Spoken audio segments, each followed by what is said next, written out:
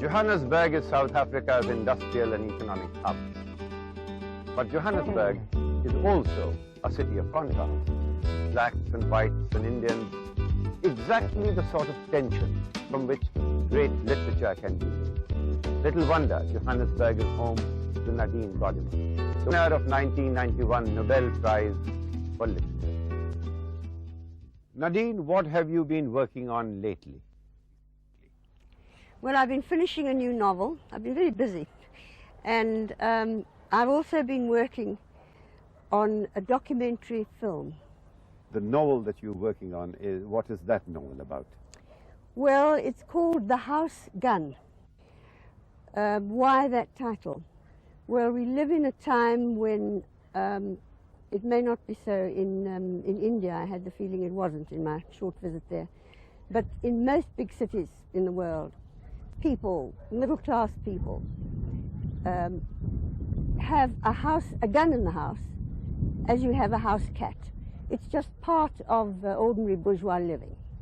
Wherever I go in Johannesburg, I see these big locks and security systems. Have you ever felt the need for this kind of security?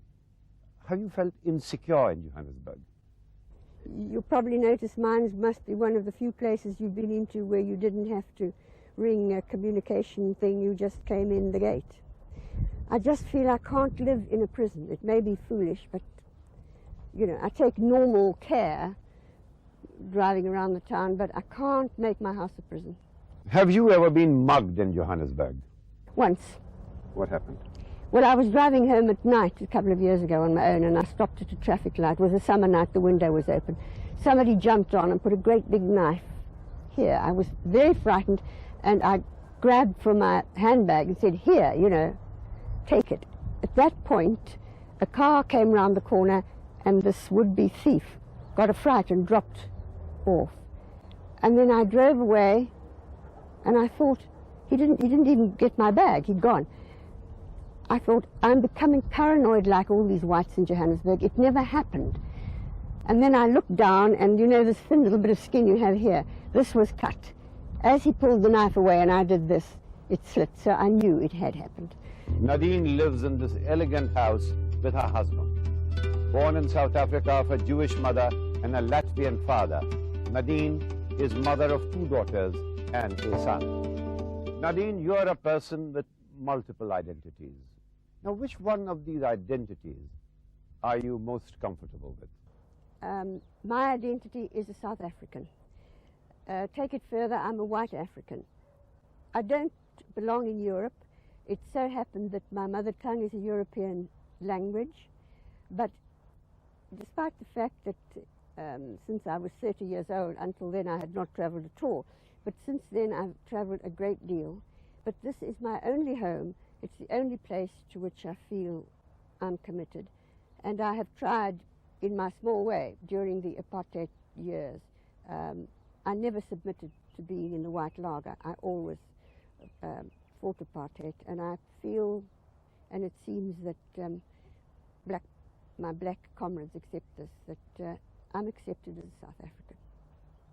Who have been the great literary influences on your work, Nadine?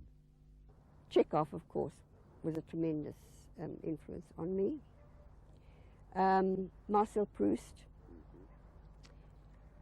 When I was very young, it was the English writer E.M. Forster. But now I wouldn't put him among, you know, the people who continued to influence me all through my life. And of course you have a great short story writer in Narayan, if that's how you pronounce him, because I met him a couple of times, a dear man. But unfortunately, when I was in India now recently, he's rather old now, and I didn't have time to go to him, and I thought we didn't meet again. Is there something about the Indian identity that you think sets them apart from other people that you know? Indians seem to have an ability to keep a little space around themselves, a kind of quiet dignity, and also a great kindness and consideration for other people. I've found that in my friends here, and I found it in India. One of your books, which won the Booker, I think it was in 1974, The Conservationists, it deals with the theme of land ownership.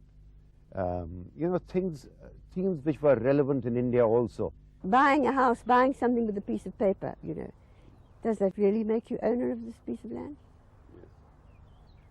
Well, where I live now, belonged originally in the 17th century to an enormous Tswana tribe. The Tswana people were here. Well, they were pushed out by the Zulus. The Silakazi killed them and took the women and bred them into their own tribes. But then whites come along. So, you know, I mean, I bought this house with a piece of paper and some money. Whose land is it? So that's the theme, as you know, of conservationists, and I think this is it's something that, of course, becomes more and more important now that we have our own freedom here, and people are saying. Are you optimistic about the future of South Africa? I am optimistic, but I think we have to accept that now all the troubles, all the consequences that we perhaps didn't think far enough toward to try and prevent, or indeed could not, because when you're occupied with the liberation struggle, you really cannot plan everything perfectly after that. Thank you very much indeed.